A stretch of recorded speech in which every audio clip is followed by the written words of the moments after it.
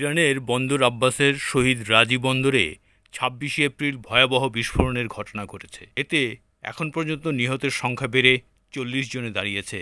সেই সঙ্গে আহতের সংখ্যা ১,২০০ ছাড়িয়েছে। হতাহতের সংখ্যা আরও বাড়তে পারে। খবর ইরান ইন্টারন্যাশনালের। এই হামলার জন্য ইসরায়েলকে দায়ী করে তেহরানের এমপি মোহাম্মদ সেরাজ বলেছেন, এই প্রাণঘাতী বিস্ফোরণের পরিকল্পনা ইসরায়েলের। তিনি দাবি করেছেন, পূর্ব পরিকল্পিতভাবে কন্টেইনারে বিস্ফোরণ রাখা হয়েছিল এবং দূর থেকে সম্ভবত স্যাটেলাইট বা টাইমারের মাধ্যমে বিস্ফোরণ ঘটানো হয়।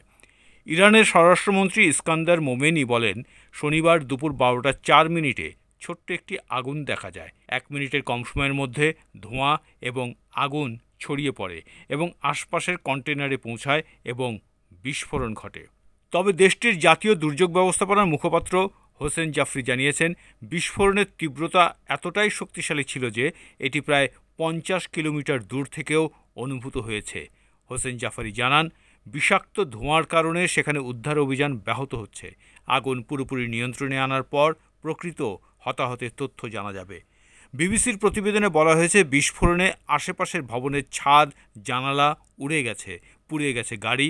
ঘটনাস্থল থেকে ৫০ কিলোমিটার দূরের বাসিন্দারাও এই বিস্ফোরণের আঁচ পেয়েছেন। স্থানীয় জরুরি পরিষেবাগুলোর বরাত দিয়ে রাষ্ট্রীয় টিভি IREB জানিয়েছে, শত শত মানুষকে নিকটবর্তী চিকিৎসা কেন্দ্রে নিয়ে যাওয়া হয়েছে।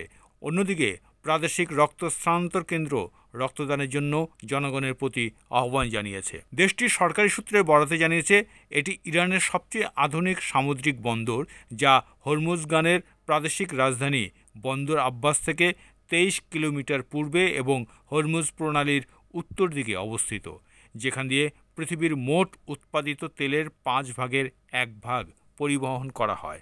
এই দুর্ঘটনা এমন একটি সময় ঘটল যখন ওমানে নতুন একটি পারমাণবিক চুক্তির লক্ষ্যে ওমানের রাজধানী মাস্কাটে ইরান যুক্তরাষ্ট্রের উচ্চ পর্যায়ের পারমাণবিক আলোচনা চলছিল। সেখানে উভয় পক্ষই আলোচনায় অগ্রগতির কথা জানিয়েছেন। ওয়াশিংটন এবং তেহরানের মধ্যে পরমাণু ইস্যুতে আলোচনার মধ্যেই ইরানের সম্পূর্ণ পারমাণবিক অবকাঠামো ভেঙে ফেলার আহ্বান পুনর্ব্যক্ত করেছে ইসরায়েল।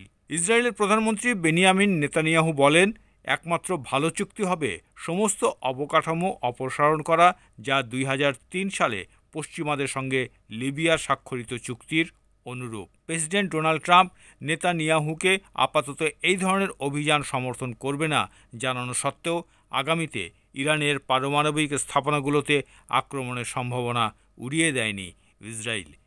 কয়েক মাস আগে ইরানের পূর্বাঞ্চলীয় আব্বাস শহরের একটি কয়লা খনিতে গ্যাস লিক থেকে ঘটে যাওয়া দুর্ঘটনায় ৫০ জনেরও বেশি মানুষ প্রাণ হারায়। এর আগে ২০২০ সালের মে মাসে শহীদ রাজাই বন্দরে একটি বড় ধরনের সাইবার হামলার জন্য ইসরায়েলের বিরুদ্ধে অভিযোগ উঠেছিল।